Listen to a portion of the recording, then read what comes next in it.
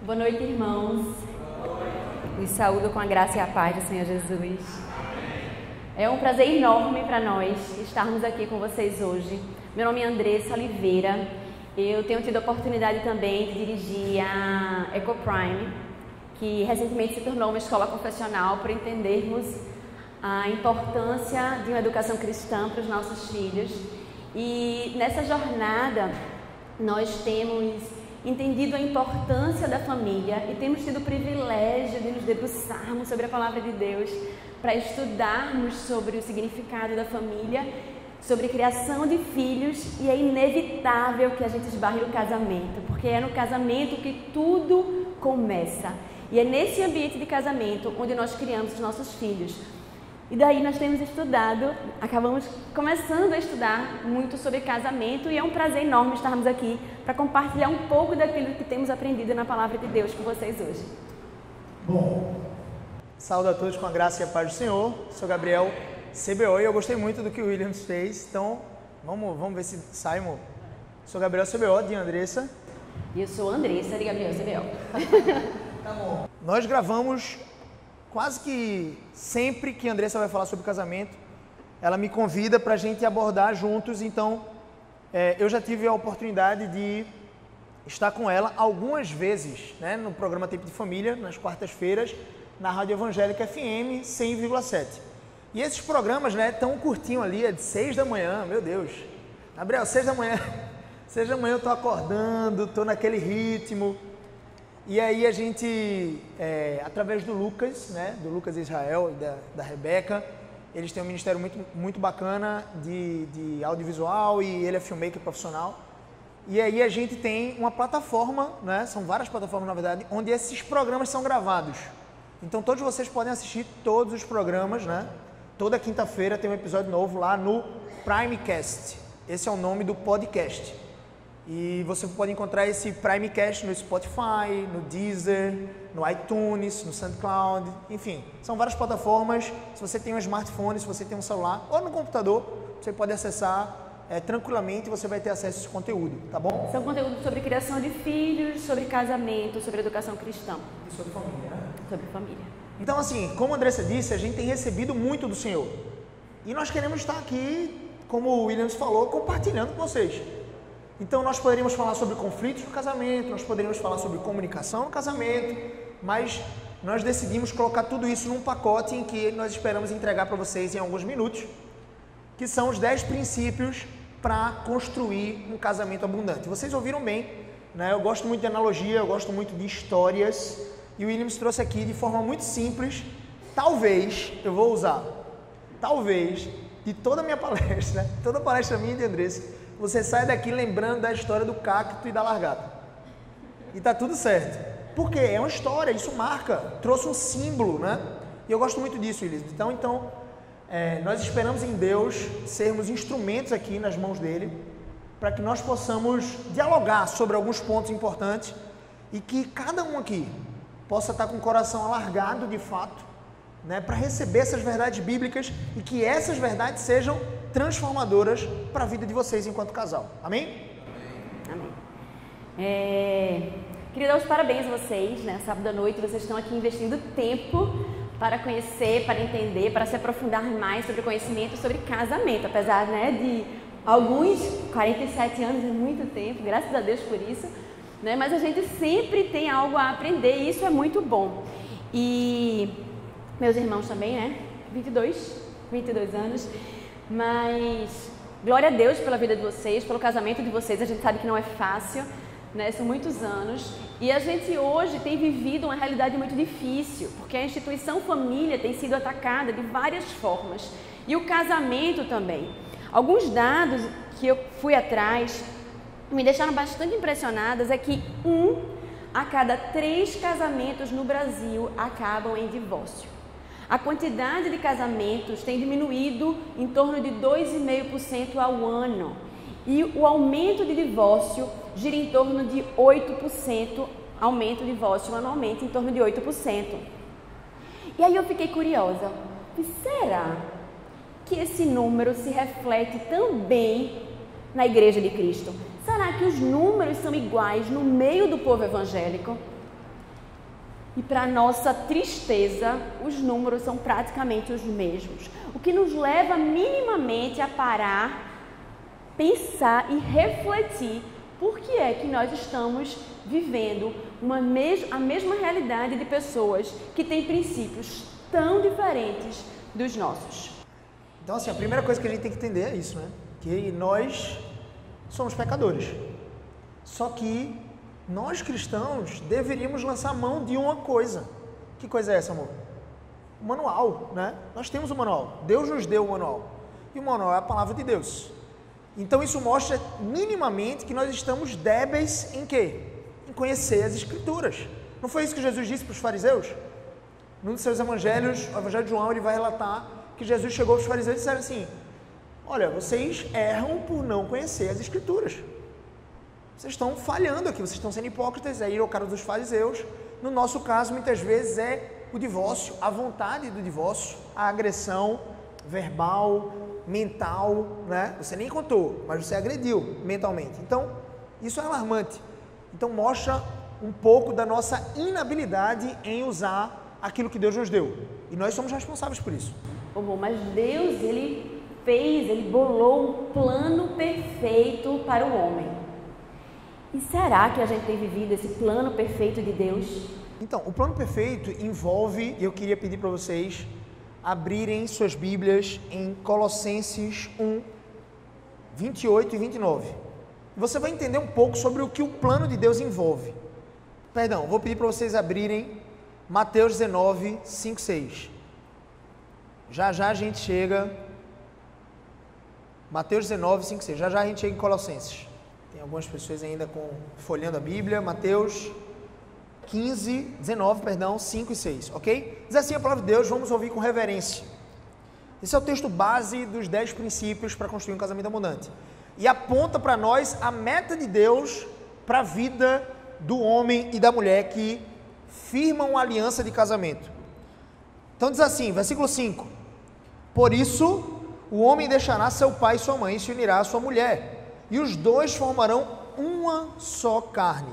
Assim já não são dois, mas uma só carne, portanto, não separe o homem o que Deus uniu. Vocês já ouviram e já leram esse texto dezenas e dezenas de vezes.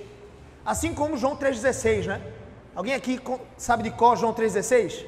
Porque Deus amou o mundo de tal maneira, você fala até rápido. Mas se você não processar essa mensagem, se você não entender o que a palavra de Deus diz na prática, você vai estar literalmente jogando pérolas aos porcos. Só que os porcos aqui é você. Percebe o quão profundo nós precisamos ir para mergulhar na prática, para trazer essa vivência e essa transformação para nossas vidas? Então, Deus criou o homem e mulher à sua imagem e semelhança. Essa é a identidade do homem. Meus irmãos, Jesus, ele fez o que fez porque ele sabia da sua identidade. Ele sabia quem ele era, ele sabia para que ele tinha vindo e ele sabia como ia ser o fim. Vamos associar e vamos ver se nós temos essa capacidade também. Nós sabemos quem nós somos? Sim, fomos feitos à imagem e semelhança do Criador. Ou seja, se você conhece alguém que é feio, né, visualmente falando, você está enganado, você está olhando com olhos distorcidos. Porque se ele foi feito à imagem e semelhança do Criador, ele é bonito, fisicamente. Pode ser que ele seja feio porque ele se distancia cada vez mais do caráter de Cristo. Aí uma pessoa pode ser feia. Percebe isso? Então, o que torna uma pessoa bonita, bela, é se aproximar do caráter de Cristo, porque a imagem e semelhança que Deus imprimiu em nós, sim, é externa, é física, mas também é o seu caráter. Por isso que a meta de Deus, e a gente vai ver lá em Colossenses daqui a pouquinho, é que nós nos aproximemos dessa imagem. Então, nós sabemos quem nós somos, sim ou não? Sim. E quando nós cremos em Cristo, o que é que Deus faz conosco? Lá em João, capítulo 1, versículo 12. A todos quanto receberam, Deus deu a eles, aqueles que receberam o poder de serem feitos filhos de Deus. Então você não é só criatura, você é filho. Agora que você crê, você é filho. Nós sabemos para que viemos aqui, a esse mundo? Ora não. Se você não sabe, pelo amor de Deus, está na hora de saber, não? Espero que essa noite ninguém aqui saia daqui desculpável diante de Deus, porque não vai sair. Nós vamos falar coisas que são alarmantes, nós vamos falar coisas que não vão agradar vocês. mas nós temos um compromisso com a verdade nua e crua. Ao mesmo tempo, essa verdade ela tem que ser temperada com amor. Então, já partam do pressuposto que nós estamos falando aqui tudo do pressuposto de que nós amamos vocês. E que nós amamos tanto a palavra do Senhor que nós precisamos anunciá-la, percebe? Então, nós sabemos para que viemos. E a última coisa, nós sabemos para onde vamos? Sabemos. Então, Jesus ele não agia de acordo com os movimentos do mundo. Ele não agia de acordo com os aplausos dos homens. Ele não buscava isso. João capítulo 7 vai trazer isso no versículo 1 ao 8. Quando seus irmãos, os irmãos de Jesus, chegam para ele e dizem assim, Senhor, Senhor não, que eles não criam em Jesus ainda, hein? Tiago, Judas, ele chega assim, ó, tu não és o Messias, tu não faz esses milagres, vai lá, vai para a Judéia, vai lá. Ele estava na Galileia, que era a região onde ele morava, vai para a Judéia, sabe por quê? Porque lá em Jerusalém vai ter a festa dos tabernáculos, e lá você vai fazer muitos milagres, e finalmente as pessoas vão te ver, porque quem faz esses milagres que não queira ser visto? Foi isso que os irmãos de Jesus disseram. Aí Jesus disse assim, opa, eu sei quem eu sou, eu sei para que eu vim, e eu sei para onde eu vou. Eu não ajo de acordo com os padrões do mundo. Eu não ajo buscando o louvor dos homens, a aprovação dos homens. Então por que Jesus agiu com tanta firmeza e disse assim, vão vocês, eu não vou? Por quê? Porque ele tinha uma consciência muito clara de quem ele era. Você precisa entender que no seu casamento, não entender quem você é, vai trazer ruína e vai trazer lama, ferindo o seu cônjuge. O nosso coração é como se fosse um motor de um carro. É uma analogia que eu gosto de fazer aí, pegando a carona do Williams. Um motor de um carro. O motor de um carro tem o quê? Geralmente, para lubrificar o motor, nós temos o óleo. Ok? Experimenta não trocar o óleo em 6 meses. Tudo bem, pode passar. 10 mil quilômetros rodados, não troquei o óleo. 6 meses passou, não troquei o óleo. Passou mais 6 meses, 1 ano. Vai ter um momento que esse óleo vai estar tão denso e tão escasso que quando você for utilizar o seu carro, ele não vai funcionar tão bem. Percebe? Só que esse óleo quente aqui do motor, ele é um óleo sujo. Então o nosso coração, ele tem esse óleo sujo, porque o nosso coração é pecaminoso. Jeremias vai dizer o quê? Nosso coração é enganoso, demasiadamente corrupto. Então é dele que procedem prostituição, lascívia, ira, animosidade, contenda, sim ou não? Isso está na palavra de Deus. A questão é que quando as circunstâncias nos apertam, o óleo de quente do motor, ele jorra. E ele vai melar quem está próximo. Quem é que está próximo da gente? Quem é o nosso próximo mais próximo? Nosso cônjuge. Quando Jesus ele era apertado pelas circunstâncias, percebe lá em Mateus 4, quando Jesus foi conduzido pelo Espírito Santo das águas do Jordão, depois do batismo, e foi para o deserto ser tentado, com o fim de ser tentado por Satanás. O Espírito Santo leva Jesus para ser tentado. E quando as circunstâncias o apertam, a necessidade, a fome, 40 dias, meu Deus, e Satanás vem, promete louvor, promete glória, ele lembrou, eu sei quem eu sou, eu sei para que eu vim, e eu sei para onde eu vou. O que é que eu preciso fazer? Uma só coisa, a vontade do Pai, porque a minha comida, a minha bebida não é pão e vinho, necessariamente. Sabe o que é a minha comida e minha bebida? Fazer a vontade do Pai. Percebe? Então, quando a gente entende esse panorama, quando você sabe quem você é, e você sabe que você foi feito para fazer a vontade do Pai, divórcio não é uma possibilidade. Não é uma opção. Suicídio talvez. Divórcio não. Só você tem... Estou brincando aqui, tá, gente? Mas enfim, só você entender a seriedade do divórcio. Suicídio é menos grave do que o divórcio diante de Deus. Percebe? Nenhum dos dois são desejáveis.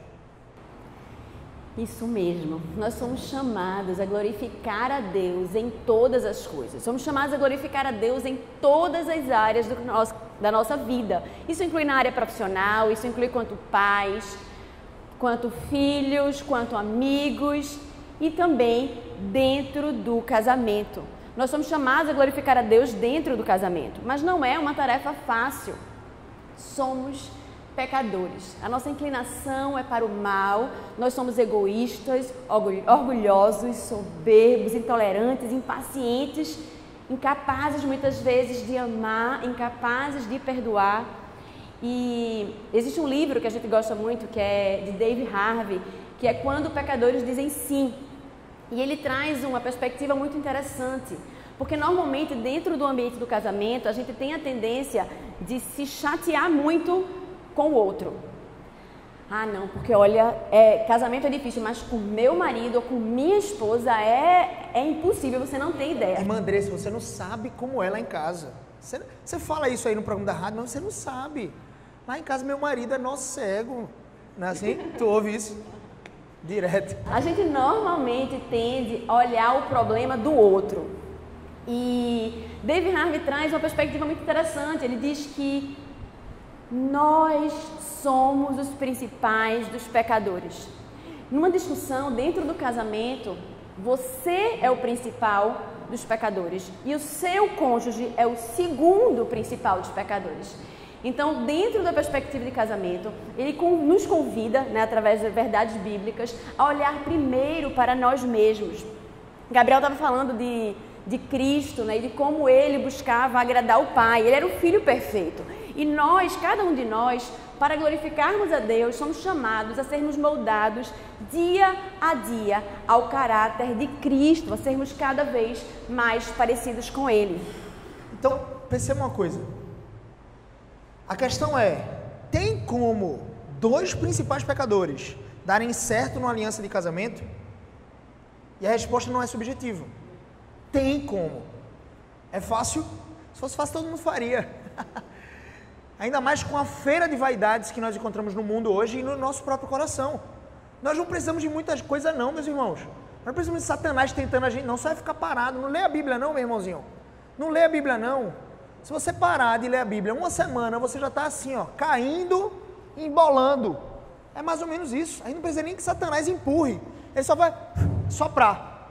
Se ele soprar, você cai. Por quê? Porque você não vigiou.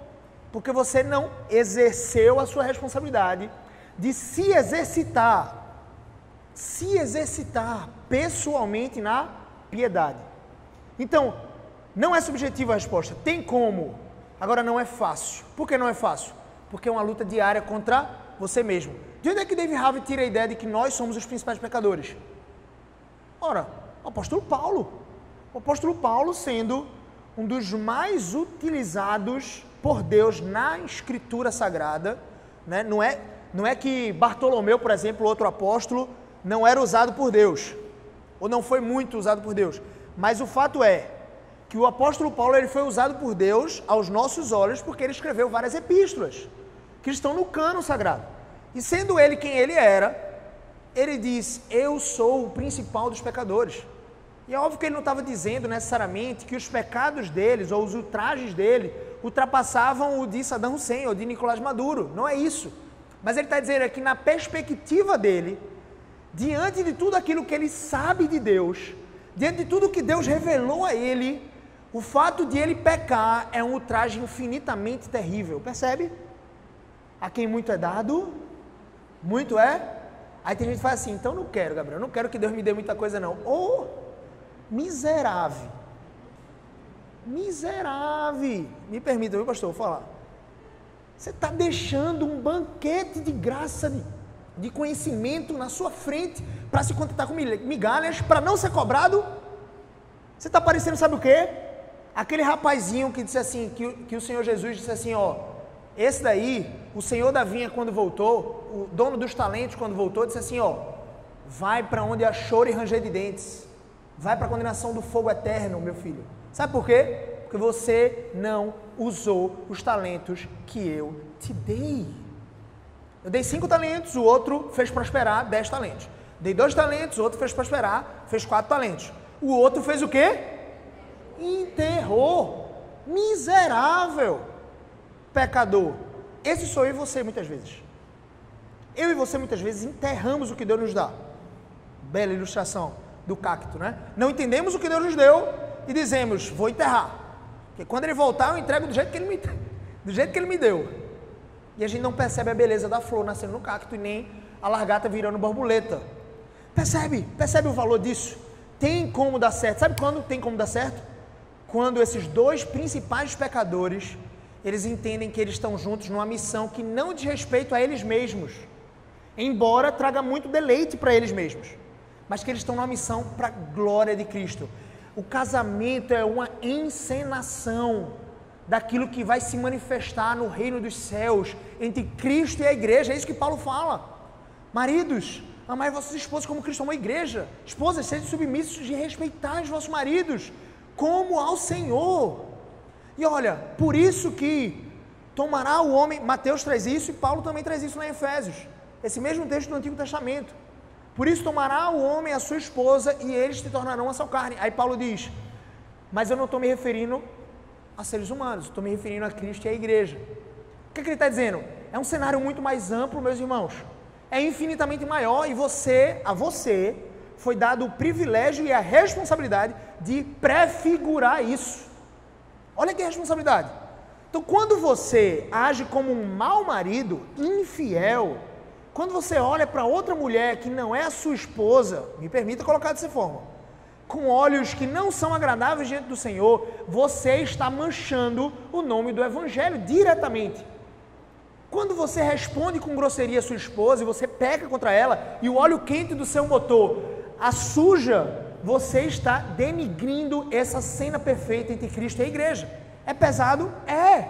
Por isso que eu e você precisamos nos ajoelhar e chorar, pedir perdão. Agora, a todo que se arrepende, o que é que Deus promete lá em 1 João? Ele é fiel e justo para nos perdoar os pecados e nos purificar de toda injustiça. Isso é maravilhoso. Só que significa que eu não vou me arrepender? Que eu não vou chorar? Faz quanto tempo você não se angustia pelos seus pecados? Faz sentido isso que eu estou perguntando? A sua vida de piedade, a sabedoria de quem você é, a sua identidade vai determinar a qualidade do seu casamento. E olha que a gente nem chegou nos 10 princípios, né, amor? Mas vamos lá. Se estamos então, por exemplo, num conflito, nós devemos olhar para nós mesmos. E nessa perspectiva de que estamos no casamento quanto marido ou como esposas para glorificar a Deus, nós precisamos, dentro desse casamento, entender que estamos sendo moldados por Deus ao caráter de Cristo. Então, da próxima vez que vocês se envolverem em algum conflito, ao invés de olhar para o outro e pensar em como ele é difícil ou como ela é teimosa, olhe para si mesmo e procure entender e enxergar o que Deus está querendo trabalhar e moldar no seu coração. E estaremos aqui conversando sobre como construir um casamento que glorifica a Deus. E esses princípios que nós trouxemos são princípios bíblicos. E a primeira coisa que nós precisamos entender, hoje com a internet a gente tem uma gama absurda de conhecimento, de informação, de pessoas falando todo tipo de coisas, boas e ruins, e atrocidades, distorções. Mas nós precisamos entender que nós temos um manual. Deus não nos deixou perdidos por aí. Deus nos deu um manual que é a Bíblia, e na Bíblia você consegue encontrar informação, conhecimento, princípios, um guia prático absolutamente sobre todas as áreas da sua vida. E a Bíblia diz que Deus criou o casamento e Ele criou uma aliança entre o homem e a mulher para que eles fossem um e pudessem glorificar a Deus, revelando o Evangelho, né, sendo uma perspectiva viva do Evangelho dentro do casamento, representando Cristo e a igreja. E uma coisa que é muito interessante da gente observar é o seguinte: nós fomos feitos para glorificar a Deus. E isso se resume todo o senso de felicidade que nós temos. Eu estava refletindo com meus filhos e com a Andressa no carro esses dias, e uma coisa que não saiu da minha cabeça foi uma conclusão que eu cheguei. Todas aquelas pessoas que buscam a felicidade pela felicidade são as pessoas mais infelizes do mundo. São aquelas que nunca a encontram. Percebe? Mas todo aquele que não busca a felicidade pela felicidade, mas busca agradar a Deus, fazer a vontade de Deus, obedecer às Escrituras e viver uma vida de santificação, ou seja, uma vida de luta contra o pecado e de crescimento em arrependimento, essas são as pessoas que mergulham na cachoeira de graça, e essa cachoeira de graça se chama felicidade. Então, felicidade, nunca mais esqueçam isso. Se você quiser anotar, estiver anotando, felicidade não é igual a um conjunto de coisas que vão me trazer bem-estar. Felicidade indizível e perene, incircunstancial, é a sua santificação. À medida que eu me torno mais parecido com aquilo que Deus me fez para ser, eu colho mais felicidade. John Piper vai dizer, é um pregador norte-americano, batista inclusive, Batista do Sul, ele é um batista que traz uma linha reformada, um pouco mais reformada. Ele traz uma coisa muito interessante. Ele diz que eu e você, quanto mais crescemos na glória de Cristo, quanto mais vivemos para glorificar a Deus, mais colhemos alegria. Mais Deus nos revela a sua graça e nos preenche com felicidade. E eu estava pensando, por que divórcios? A gente estava assistindo um seriado esses dias, foi muito interessante. O seriado era como se fosse um reality show sobre casamento. Casamento numa perspectiva bem mundana. E aí, o pai, né, os sogros de uma das partes do casamento, do casal, que era o pai, né, e a mãe de um dos participantes daquele casamento, teoricamente, era um homem e uma mulher. Foi muito interessante porque o pai perguntou assim, por que você quer casar com minha filha? Ele disse, porque, presta atenção na resposta dele, refletiu e disse, porque eles estavam ali noivos, anunciando para o pai dela que eles iam casar. Porque ela me faz muito bem, ela me faz me sentir quem verdadeiramente eu sou. Ela me faz feliz. Aí o pai, gostei da resposta. Eu tinha dado um murro na cara dele e tinha afastado ele da minha filha, pelo amor de Deus. Que perspectiva mais egoísta! Quer dizer que quando ela não te fizer mais feliz, miserável, tu vai embora? Percebe? Quer dizer que quando ela não te fizer se sentir bem, caboclinho, percebe? Você vai embora? Não, meu filho. Você quer casar com minha filha por quê? Porque eu tomei a decisão, meu sogro, de amar ela todos os dias da minha vida, porque Cristo me amou dessa forma, incondicionalmente, e eu vou amá-la mesmo que ela não me ame de volta. O casamento é 50-50, sim ou não? 50%, 50%? Não. O casamento é 100%, 100%? Sim ou não? Vem comigo, sim ou não? Não. O casamento é 100%, 0%. É assim que Deus faz comigo e com você. Apesar de não parecer muito prático isso. Nossa, Gabriel, não é muito pragmático. Pragmático é aquilo que dá certo, então virou lei. As escrituras fogem do pragmatismo. As escrituras dizem, ei, não é assim não, filho. Não, Senhor, mas está dando certo desse jeito, ó. Deixa eu fazer que nem Caim, eu estou te oferecendo frutos. Aí Deus diz, não, filho, não é assim. Não é que deu certo e virou lei. A minha lei é essa aqui, ó, sacrifique. Trazendo a perspectiva de Caim e Abel. Pense bem comigo. É 100%, 0%, é assim que Deus faz comigo e com você, sim ou não? Ele nos resgatou quando nós estávamos mortos nos nossos delitos e pecados. Não fui eu e você que buscamos a Deus diretamente. Nós tomamos a decisão por Cristo, sim ou não? Mas porque Ele nos amou primeiro. Sim?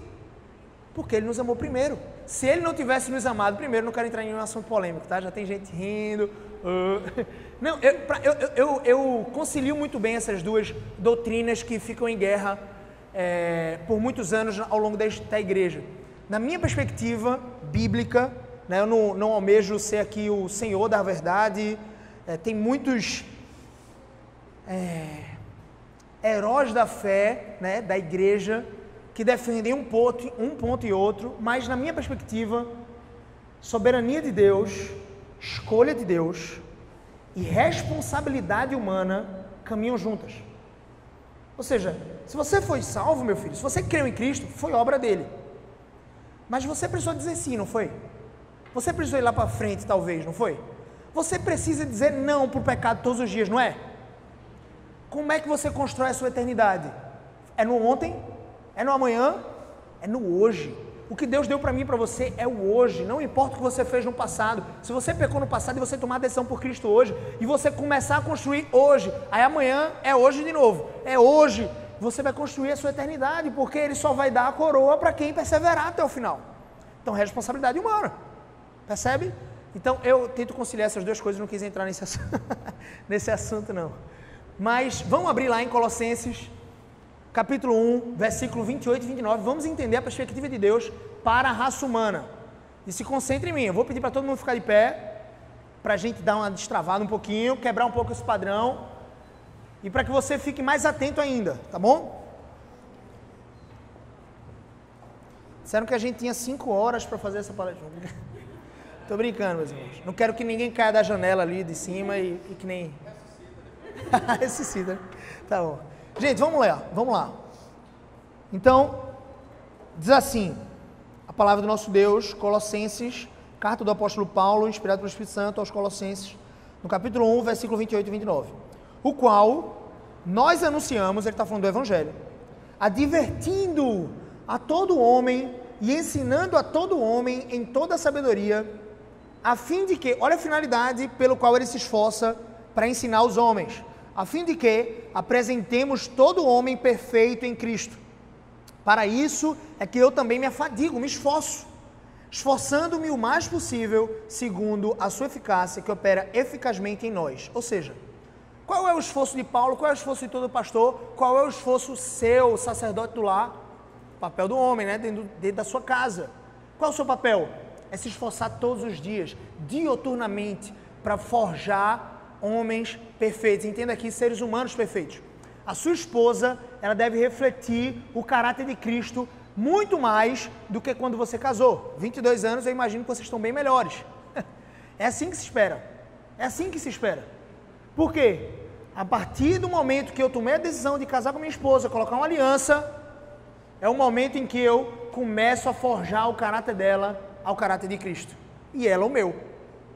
Diamante afiando diamante. Pode sentar.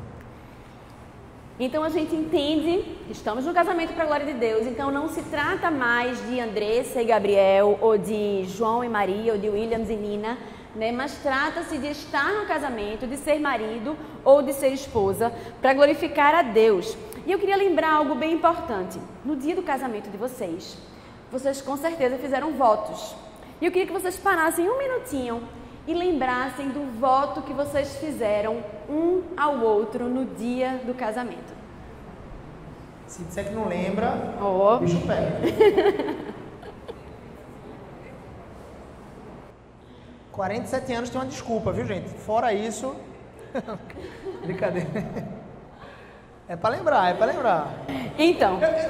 Vamos pedir esse exercício. Homens, tentem lembrar o máximo possível e digam em 30 segundos para suas esposas quais foram os votos que vocês fizeram lá no casamento. Vai lá, homens. 30 segundos para falar, viu? Não pensa não. Mulheres, agora, vocês. Chegou a vez de vocês. Homens, em silêncio, mulheres, em ação. Repitam os votos, por gentileza. O que foi que vocês falaram? Então, gente, isso aí que vocês lembraram e que vocês, uns há mais tempo, outros há menos tempo, prometeram um para o outro, talvez amar na alegria, na tristeza, né? na riqueza, na pobreza, na saúde e na doença, até que a morte os separe. Antes de vocês prometerem a sua esposa ou ao seu marido, vocês prometeram primeiro a Deus. Esse compromisso que vocês fizeram lá naquele dia, antes de ser com o seu cônjuge, foi feito primeiramente a Deus. Então deixa eu te dizer uma coisa, tá? A gente está chegando nos 10 princípios. Se você quiser pegar papel e caneta para anotar, se você quiser pegar o seu celular e o bloco de notas, coloca o celular no modo avião, para você anotar os 10 princípios. Mas pensa bem, diferente, isso pode chocar alguns, tá? Mas diferente, estão preparados para isso? Sim ou não? Sim. Vem comigo, sim ou não? Sim. Boa, gostei disso. Diferente do que muitas vezes nós aprendemos e até dissemos no nosso casamento, no dia do nosso casamento, nós não fomos postos na vida do nosso cônjuge para fazê-lo feliz. Ah, Gabriel, isso parece ser tão pouco romântico, quebrou o brilho do casamento. Quero mais não, até saiu. Nina saiu, não quer mais esse compromisso, eu quero que ele me faça feliz. E eu, amor, deixa eu abrir aqui, a gente estava no processo, né, de namoro, e eu ainda não tinha aprendido essa parte. E aí eu disse assim, né, naquele ambiente bem romântico, eu disse assim, amor, eu quero te fazer feliz. Pra quê? Ele veio o maior fora. No namoro, ele nem economizou. Disse assim, ó, eu já sou feliz em Cristo. Tipo... Pensa bem comigo.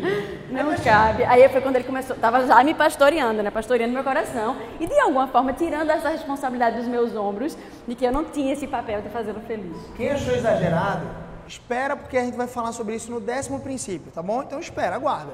A gente vai explicar sobre isso. Então, anota aí, o primeiro princípio, tá? Primeiro princípio é muito simples. Para você construir um casamento abundante, literalmente, você precisa das fundações, sim ou não? Você precisa saber quem você é, sim ou não? Identidade, a gente já viu que quando você não domina a sua identidade, não domina quem você é, você vai contaminar, melar o seu cônjuge com o óleo quente do seu motor várias e várias vezes.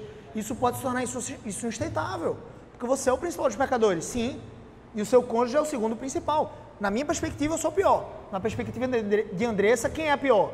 É ela. E eu sou o segundo pior. Veja que coisa, que crise, né? Como é que a gente lida? Graça de Jesus. Qual é o fundamento principal? A gente já viu. É a obediência à palavra de Cristo. E Cristo diz, meu filho e minha filha, achei tão bonito. Não sei se foi o Williams que disse ou foi Jael que disse. Tenha certeza, se você tem uma mulher, foi Deus que te deu. Meu filho, e ele diz o seguinte, olha, o teu pão e a tua água, o teu vinho, é fazer a minha vontade. Sabe qual é a vontade de Deus? É que você decida amar o seu cônjuge todos os dias. Esse é o primeiro princípio. Decida amar incondicionalmente o seu cônjuge.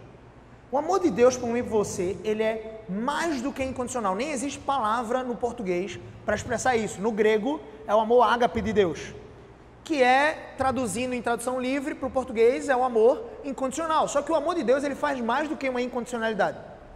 Eu e você, nós pecamos, feito condenado, né? Muitas vezes. Nós denigrimos a imagem e semelhança de Deus que Ele fez em nós. Quando nós pecamos, nós estamos manchando a imagem e semelhança dEle. Ok? Então nós fazemos isso diuturnamente muitas vezes. Nós nos arrependemos 10 vezes pelo mesmo pecado.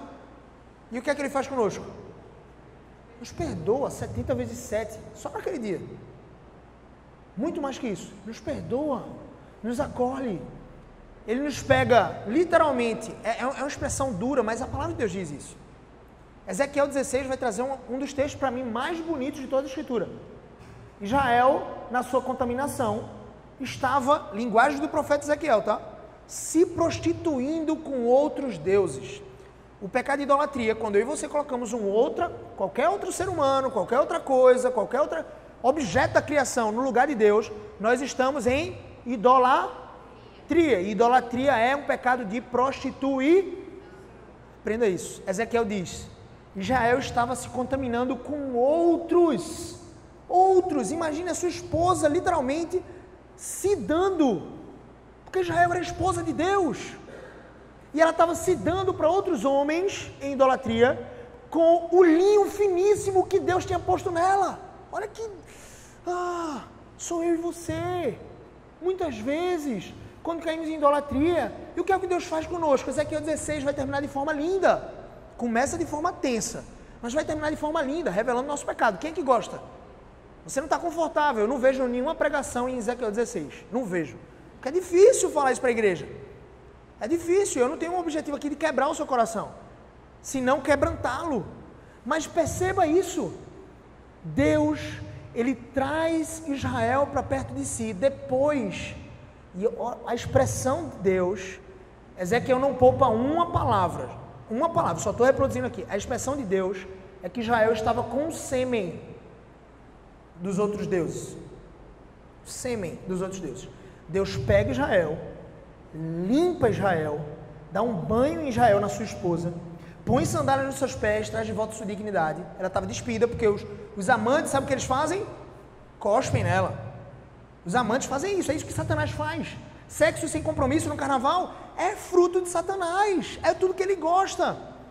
Deus, ele desfruta do sexo, entre aspas, do deleito do sexo conosco, a sua noiva. Sim, não é nada pejorativo. Quando eu e você é difícil, mas quando eu e meu cônjuge, quando você e seu cônjuge estão num ato sexual, é o momento mais íntimo entre dois seres humanos de toda a Terra. Vocês estão prefigurando todo o deleite que vocês e eu vamos experimentar nos céus. A Igreja Católica odeia isso, por isso que eles dizem, sexo não, nem fala sobre sexo. Nós estamos aqui para falar sobre sexo, porque é o ato mais sublime entre dois seres humanos na Terra, perceba? Dentro da aliança do casamento. E quando esses dois têm o mesmo objetivo de glorificar a Deus. Talvez você nunca tenha ouvido isso e está tudo bem. Mas isso tudo está na palavra de Deus. E Deus põe um anel de volta no dedo de Israel que ela própria tinha tirado. Deus é um Deus de aliança. Sabe quando é que ele possui Israel novamente? É quando ele põe a aliança no dedo dela. Deus, ele é diferente de Satanás. Satanás, ele usurpa, ele adultera. Deus, ele põe aliança e ele te possui. Faz sentido você dizer que você é de Deus, você é do seu amado e ele é seu? Sim ou não? A gente canta isso às vezes, né? É isso que quer dizer. Então perceba que decidir amar incondicionalmente o amor de Deus é mais do que incondicional. Eu e você nós pecamos assim como Israel. Idolatria, muitas vezes, se é que não caímos toda semana em idolatria. Calvino vai dizer que nosso coração é uma fábrica de ídolos, e não é. Colocamos nosso filho como ídolo, nosso cônjuge às vezes, o amor dele. O ato de ele se esforçar para nos fazer felizes é uma idolatria, que é uma idolatria de si mesmo. Se as coisas não funcionarem do meu jeito, sai de perto, que eu vou explodir. Idolatria. Então, o incondicional de Deus é superior ao incondicional humano. O incondicional de Deus, ele purifica, ele não só perdoa, ele purifica. Percebe que esse é o amor de Deus?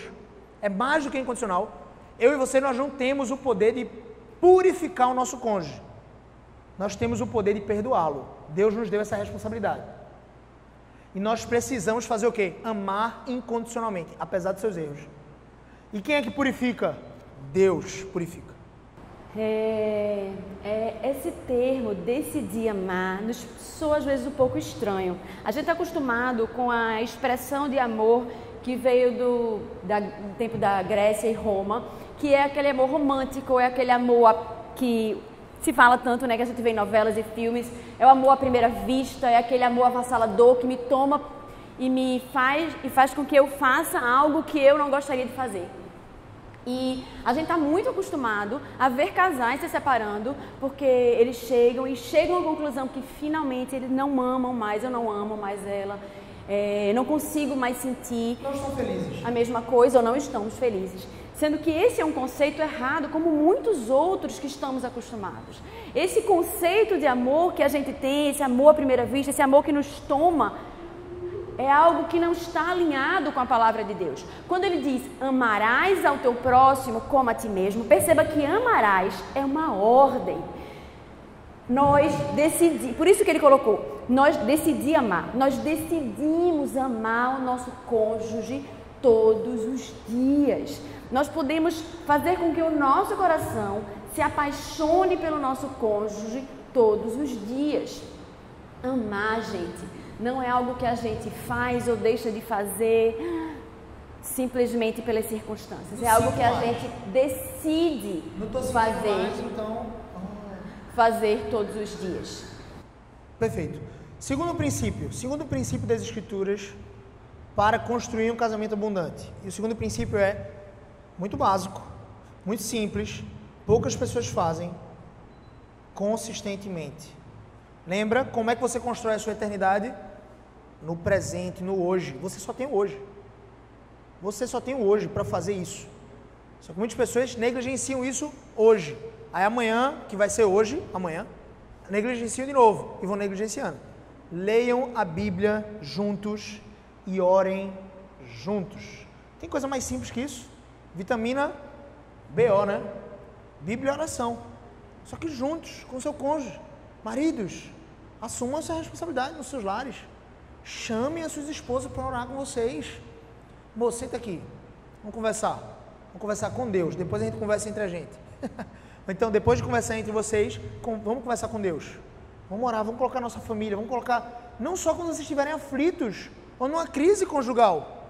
Orem juntos.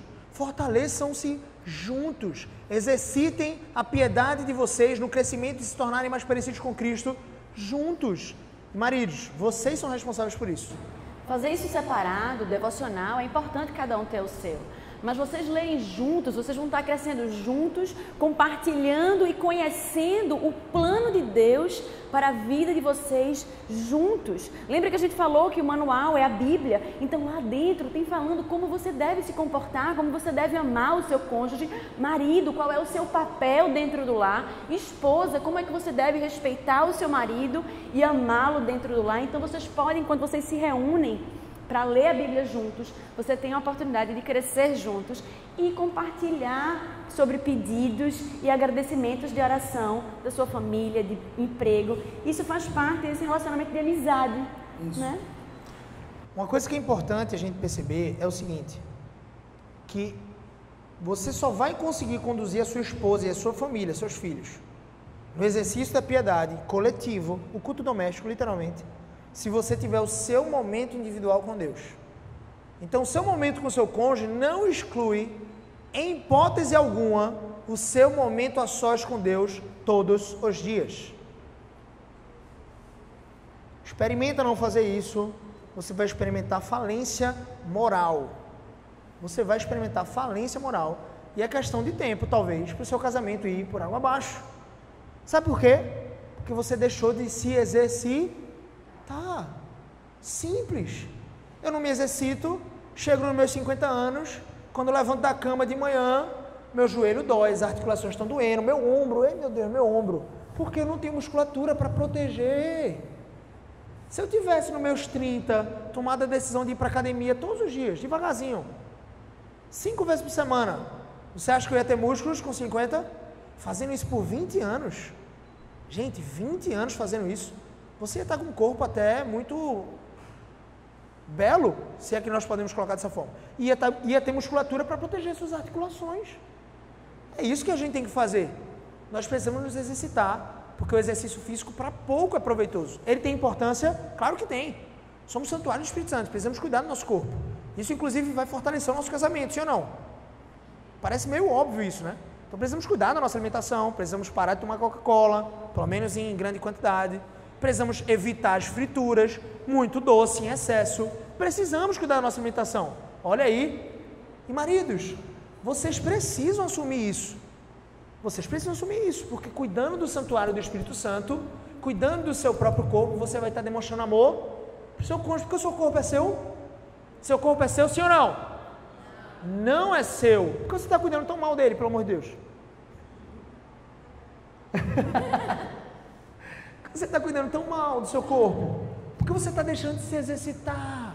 Agora perceba, o exercício físico está muito na cara, está muito óbvio que ele é importante. Imagine o quão mais importante é o exercício da piedade. O apóstolo Paulo vai dizer isso lá em 1 Timóteo.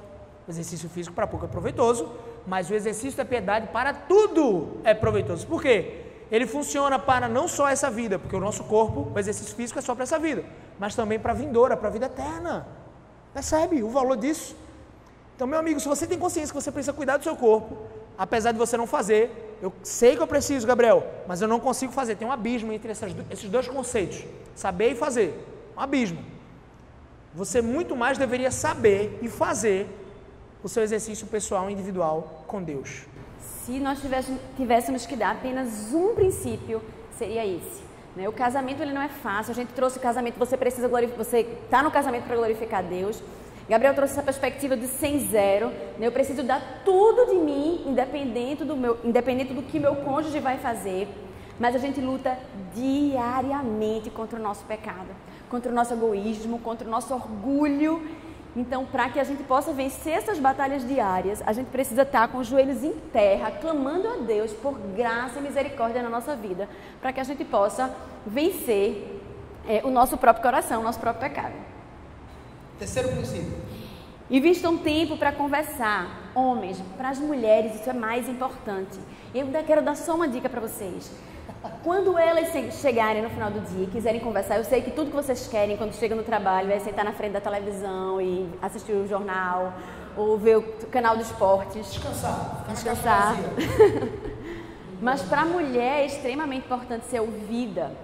Então, ao invés de repente fazer ali no automático, aumentar a televisão ou pegar o celular para ir entrar nas redes e começar a passar ali as páginas, para tudo que está fazendo e se concentra no amor da tua vida, na mulher que Deus te deu para amar por toda a vida, porque ela ali, naquele momento, o que ela mais precisa de você são os seus ouvidos. A gente tem uma palestra só sobre isso, né? Só sobre comunicação e os benefícios que isso gera.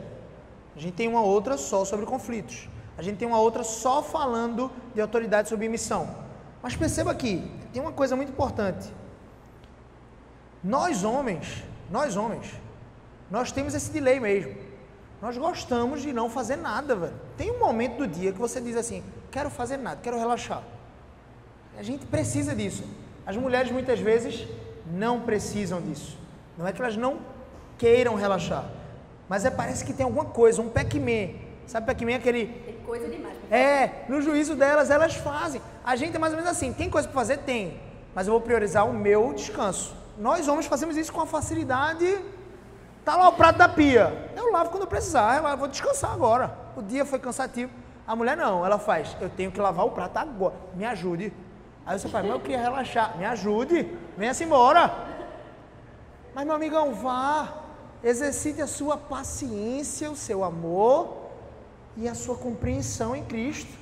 Você acha que dessa forma, você vai estar, de alguma forma, moldando o seu coração ao caráter de Cristo?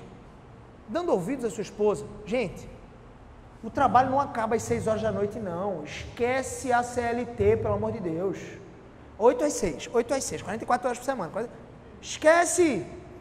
Seu trabalho começa quando você chega em casa, meu filho. Seu trabalho começou 6 horas da noite. Na verdade, ele deveria ter começado pelo menos na hora do almoço com uma mensagem de carinho e de amor. Minha filha, tá tudo bem? Deixa eu ligar aqui para minha esposa. Aí os manés do trabalho vão dizer assim, ó, que mané? Liga para a esposa dele todo dia, bicho. No final de alguns anos, eles vão estar te admirando o casamento que você tem. É assim que acontece. Então, o trabalho começa às 6 horas da noite. Para de se economizar, miserável. Você não vai ganhar nada se economizando. Percebe isso? Nós não ganhamos nada nos economizando. E a gente vive a vida se economizando. Você não ganha em poupar energia, não, meu filho.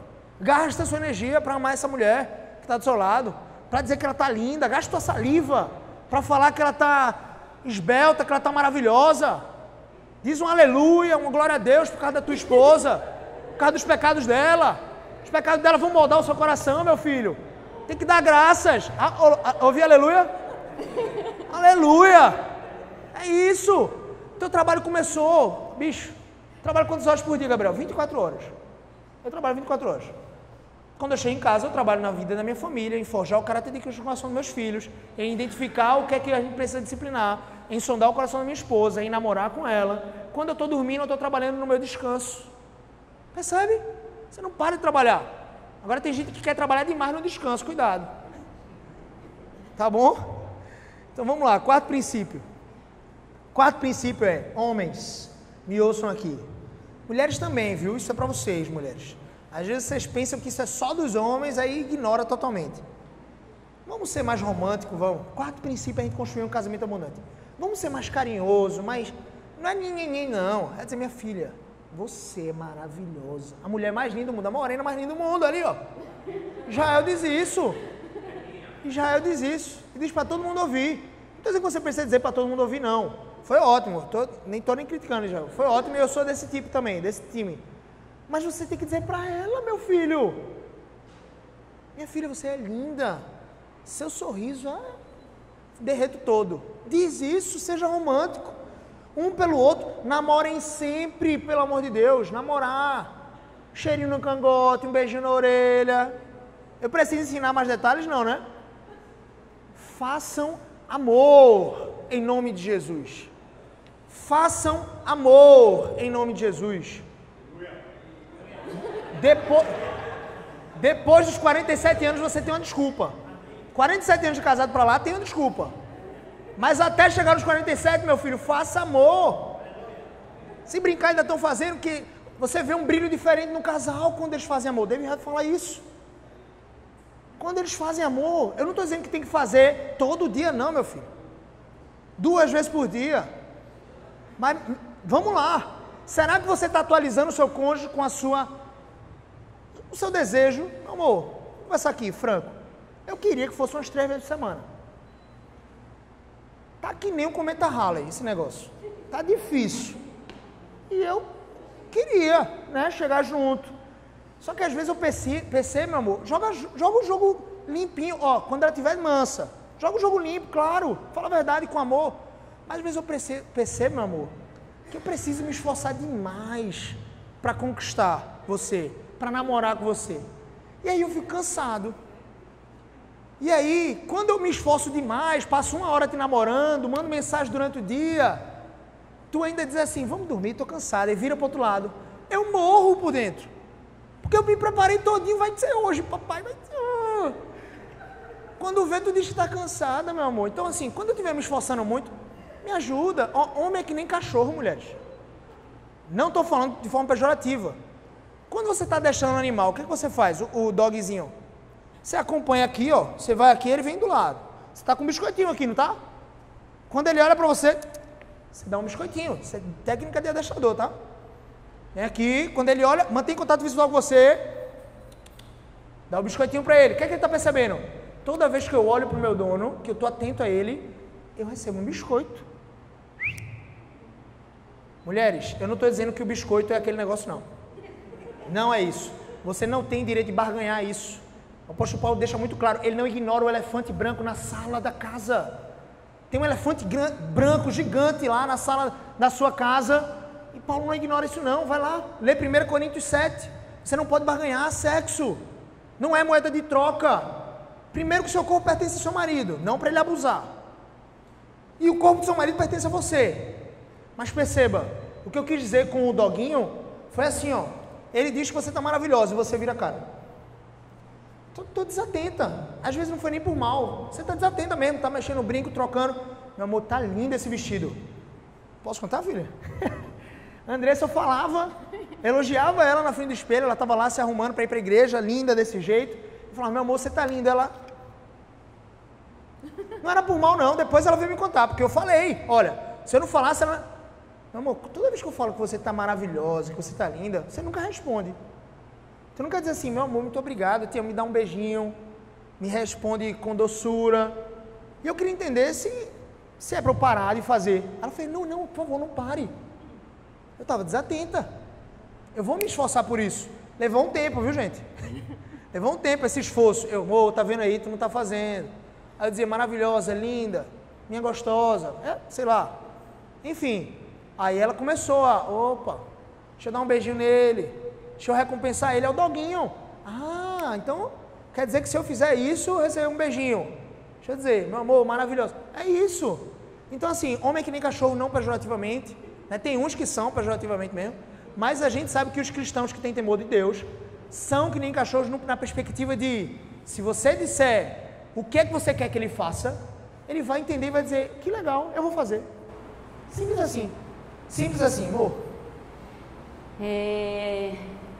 Só frisando, né, o que Gabriel já falou em relação à negociação do sexo. Né? É fato que os homens têm uma necessidade maior do que as mulheres.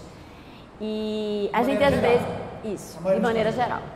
E na maioria das vezes a mulher, hoje em dia trabalha fora de casa, tem que dar conta da casa, do marido, dos filhos e do trabalho. Então, às vezes, a gente chega em casa morta de cansada e tudo que a gente quer é cama e colocar as pernas para cima e o marido tá lá esperando alguma coisa. Então... Quer que a gente faça massagem nos pés? É assim na sua casa também? Então, primeiro, maridos, se vocês querem namorar no final da noite... Como o Gabriel disse, comecem de manhã mandando corações, dizendo que sua esposa está linda, maravilhosa e ajudem ela. Não tem nada melhor do que vocês ajudarem elas nos afazeres para que elas fiquem mais tranquilas, mais descansadas e mais dispostas no final da noite. Outra coisa é que a gente não deve negociar e não deve olhar para si mesmo. A gente viu que nós somos pecadores e nós somos egoístas. Então, normalmente, a gente olha apenas para a nossa necessidade e aquilo que eu preciso. Mas no casamento, é uma relação de entrega e sacrifício. Então, a gente precisa olhar, primeiramente, para o nosso cônjuge e entender quais são as necessidades dele. A gente vive numa sociedade totalmente promíscua, né, onde... Eu tenho algumas amigas não cristãs que diziam assim, não tem nenhum homem que não traia. Né? Adultério é, todo homem trai. E é algo que hoje está muito banalizado. E a mulher, nós mulheres, nós somos a principal proteção dos nossos maridos. Se eles têm desejos, Deus nos deu a eles para que pudéssemos satisfazê-los em relação aos seus desejos sexuais. Então precisamos ter essa consciência de que nós não podemos barganhar com o sexo, mas que é nosso dever, dentro do casamento, satisfazer os nossos maridos em amor a eles. O que você precisa entender é que o sexo no casamento é uma bênção. Então, não apenas os homens devem buscar as suas esposas para fazer sexo. As esposas também surpreendam seus maridos com esse desejo. Desejo ardente, apaixonado, não lascivo. Sexo é maravilhoso no casamento. Lascívio é não. Percebe? Malícia, necessariamente. Estou dizendo que você não possa ter um jeito diferente, tem que ser aquele negócio quadradinho. Não. Só estou dizendo que é importante que você não dê voz à lascívia, a promiscuidade, acho que é essa a palavra, a promiscuidade. Mas sim, no ambiente de casamento, mulheres, surpreendam seus maridos com um desejo sexual. Vão até ele para buscá-lo.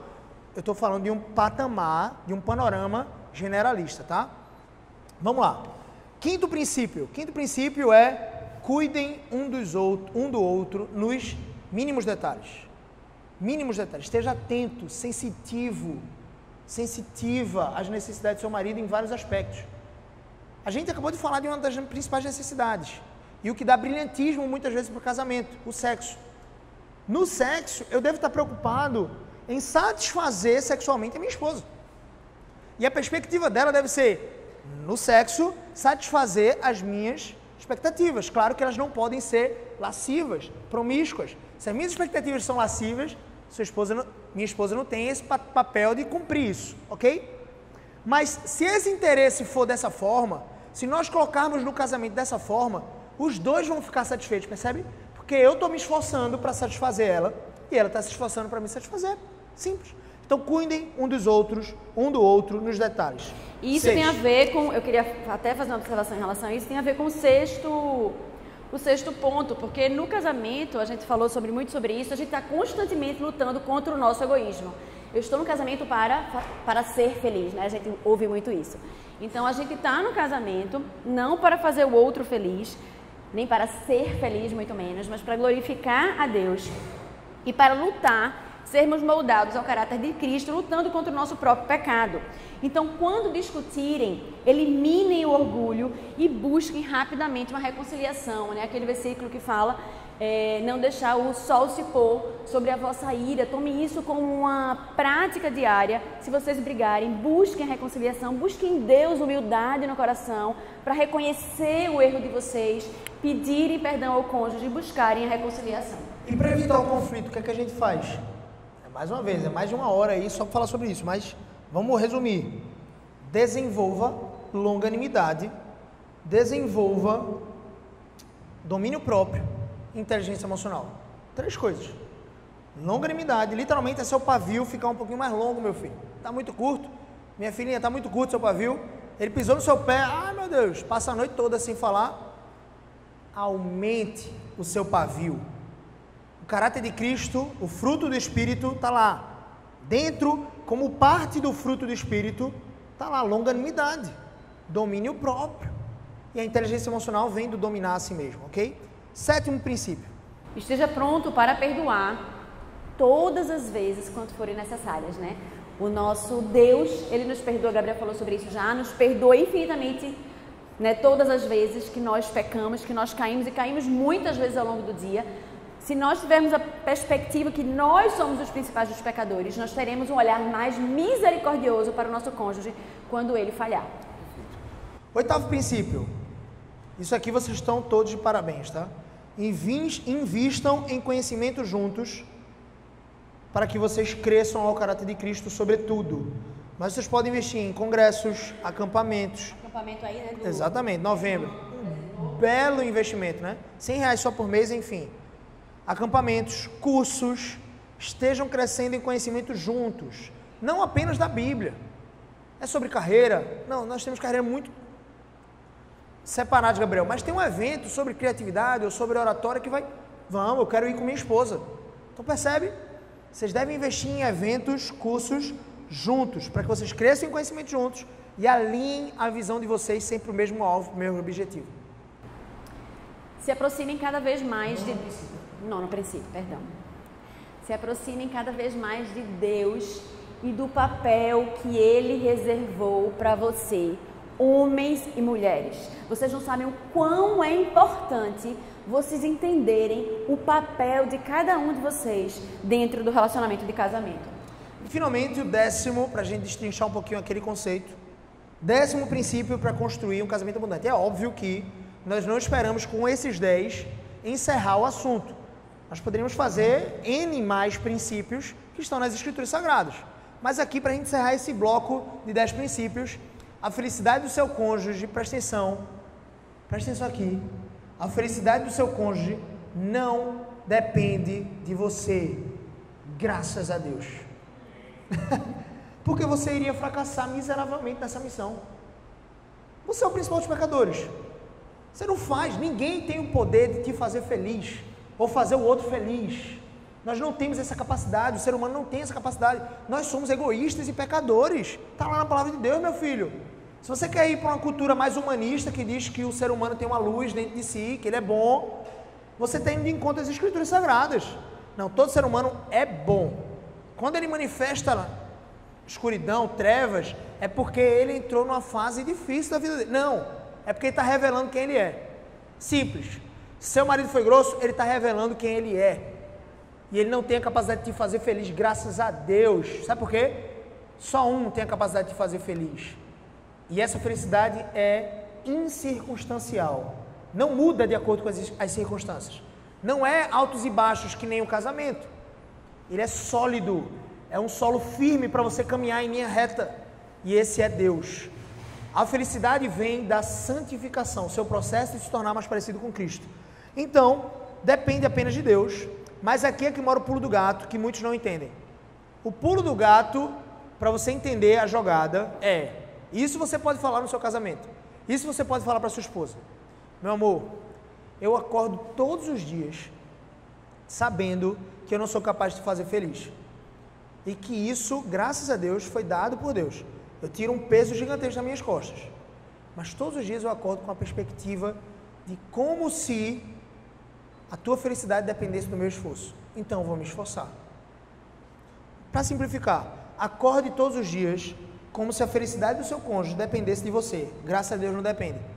Mas se você acordar todos os dias como se dependesse, você iria se esforçar arduamente, diligentemente, para satisfazê-lo naquilo que é bíblico, percebe? Então se esforce como se dependesse de você, fazê-lo feliz, tá bom? Que Deus os abençoe. Nós esperamos que essas palavras elas sejam aplicadas ao coração de vocês, que esses princípios bíblicos, né, sejam aplicados ao coração, que Deus nos destitua de todo orgulho, de todo egoísmo, né, de toda incapacidade de perdão, nos encha com seu espírito e nos capacite diariamente para que possamos amar o nosso cônjuge incondicionalmente, possamos glorificar a Deus como maridos e esposas, porque é para isso que fomos criados, para glorificar a Deus em todas as coisas. Que Deus nos dê a graça de fazer isso dentro do casamento. Amém. Meus irmãos, a gente vai orar agora para encerrar, mas depois eu queria um minutinho só para dar um aviso. A gente vai dar alguns avisos bem rápidos, então depois da oração, por favor, fiquem sentados. Senhor Deus do Pai, te louvamos, Senhor, porque Tu nos trouxeste aqui nesta noite. Te louvamos, Senhor, porque Tu és o nosso Deus, porque Tu não nos deixaste às escuras, ó Pai, mas Tu nos deste a Tua palavra, a Tua santa palavra, na qual podemos estudar e conhecer mais sobre o Teu plano perfeito. Ó Senhor, louvado seja o Teu nome por ele. Ó Senhor, mas Te pedimos e Te clamamos por graça e misericórdia nas nossas vidas, porque somos maus, somos pecadores, somos egoístas, orgulhosos, ó Pai. Tem misericórdia de nós, destitui-nos, ó Pai, disso. Ensina-nos a amar os nossos cônjuges como Tu nos amaste primeiro, ó Pai, incondicionalmente. Capacita-nos, ó Pai, ao perdão. Dá-nos olhar de misericórdia para com o nosso cônjuge, ó Pai. Ajuda-nos a entender os princípios que Tu nos dás na Tua palavra para que possamos viver um casamento abundante, um casamento que Tu planejaste para nós. Dirige-nos todos, conduz-nos às nossas casas e Te louvo por essa oportunidade de estarmos aqui hoje. Abençoa esta igreja, abençoa o pastor Marcos, abençoa os líderes desse ministério, guia-os em todas as coisas, que todo trabalho que seja feito seja para a glória do teu nome. Em nome de Jesus Cristo. Amém. Amém. Para a gente dar esse recado bem rápido, você vai precisar fazer uma coisa bem simples. Pegue seu celular, por gentileza. Pegue seu celular. Se esquecer não tem problema. Mas pega o seu celular, desbloqueia o celular agora. E agora vai ser simples. Se você tiver com Wi-Fi ou com internet, vai lá, amor. Acho que esse recado... Acho que tem que passar. Gente, é mais ou menos um ano. A gente tem iniciado esse trabalho de conhecimento e de proclamação dos conhecimentos que a gente tem adquirido nesse ramo de família. E daí eu tenho feito um trabalho no meu Instagram, Andressa Ecoprime, tudo junto, e tenho produzido conteúdos diários sobre casamento e sobre criação de filhos. Então o objetivo é que através desse meio a gente possa abençoar vocês, casamento, família e criação de filhos. Toda quarta-feira às 12 horas a gente tem live no canal do Instagram da Ecoprime. E aí lá os conteúdos são diversos e entram também na área pedagógica, caso vocês tenham filhos. E aí é mais na área de educação cristã e na área pedagógica. E também toda quinta-feira a gente tem conteúdo novo no Primecast, que é o podcast da Ecoprime. E são os conteúdos da rádio, que vai ao ar toda quarta-feira, às 6 às 7, e o conteúdo, exatamente, é o mesmo. Então a gente põe no Primecast.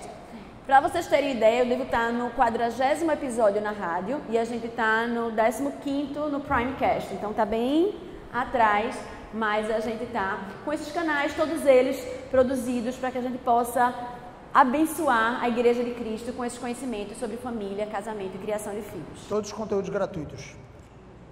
Gente, não é novidade que Deus nos chamou para viver uma vida abundante. Ele veio para que tivéssemos uma vida abundante.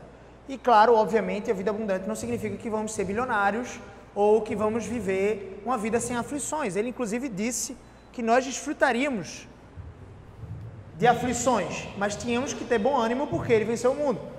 Mas uma vida abundante, eu acredito que reflete, e a Escritura é para o homem todo, reflete em todas as áreas da vida. E eu divido a vida humana em 6 áreas só com fins didáticos. O seu relacionamento com Deus encabeça todas as outras áreas.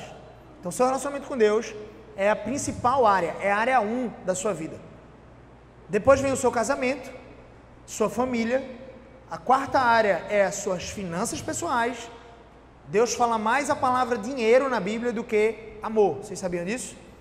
Só para você ter ideia como o dinheiro é importante. Você e eu usamos dinheiro hoje. Não tem um dia da vida humana que você não utilize dinheiro. Se você andou de ônibus, se você andou de carro, mesmo que você não tenha gastado no pão, mas você usou gasolina, você usou o celular, você usou dinheiro. Então, dinheiro é importante. Então, 4ª área é as suas finanças pessoais. A 5ª área é a sua carreira, o seu propósito de trabalho profissional. E a 6ª área, finalmente, muito esquecida, muitas vezes, é a sua saúde, disposição, o seu corpo físico. A maneira como você deve gerenciar os seus hábitos para ser mais produtivo, para ter uma vida mais saudável e mais agradável. E claro que isso vai reverberar em todas as outras áreas. Então, para isso, eu criei um programa chamado Conversa de Impacto, gente. E só pedindo licença para vocês, o site é muito simples, é gabrielcbo.com.br/conversa de impacto, tudo junto. E basicamente é um dia inteiro de imersão comigo. Então, se vocês desfrutaram de 2 horas aqui, talvez, vocês iriam ter um dia inteiro, e a Andressa também tem uma palestra dentro desse um dia inteiro. E a gente, nesse evento, nós falamos sobre vida para a glória de Deus. Como construir uma vida abundante? Quais são os alicerces? São 5 pilares principais. A gente aborda todas as 6 áreas, mas são 5 pilares principais. Primeiro, identidade. Segundo, propósito. Terceiro, inteligência emocional. Quarto, sabedoria do alto, sabedoria de Deus, aplicado em todas as áreas. E o quinto princípio, o quinto pilar é habilidades e competências para construir sucesso, vida abundante. Então, sucesso não é o que o mundo diz. Sucesso é obedecer a Deus. Só que você, obedecendo a Deus, pode ter uma carreira de sucesso, como o mundo diz. Você pode ter dinheiro sobrando no bolso e ajudar a sua família. Quem não gostaria disso? Então, para quem é o Conversa de Impacto, né? Se você é cristão e não consegue ter liberdade financeira, se você não entende como todo mês entra no vermelho ou no cheque especial, se você entra no restaurante e chega até calafrios, quando a conta vai dar, não consegue ter riqueza e prosperidade, crê em Deus, mas está com o casamento quebrado, não consegue ter um diálogo saudável com seu cônjuge, não consegue se sentir realizado na vida profissional e está acima do peso muitas vezes, não está satisfeito com o seu corpo atual e só consegue se lamentar por achar que não tem tempo para exercício e dieta. Então, se você está em um desses casos, você seria muito bem-vindo no Conversa de Impacto, que é o maior evento de desenvolvimento pessoal para cristãos, tá bom? Vai acontecer muito provavelmente no Marotel, a gente está fechando ainda a sala, mas no comecinho de maio, tá? A gente está fechando também a data. Além disso, todos os dias, de segunda a sábado, eu gravo uma live chamada Área 1. Área 1, qual é a Área 1, gente? Relacionamento com Deus. Então, todos os dias, 7 horas da manhã, eu abro o Instagram, a gente vai conversar 30, 40 minutos e nós estamos estudando o Evangelho de João. Literalmente, é o Evangelho de João comentado. Então, se você tiver interesse em aprender mais, é um momento devocional e quiser aprender um pouco mais sobre o Evangelho de João, você vai ser muito bem-vindo no meu Instagram, GabrielCBO, tá?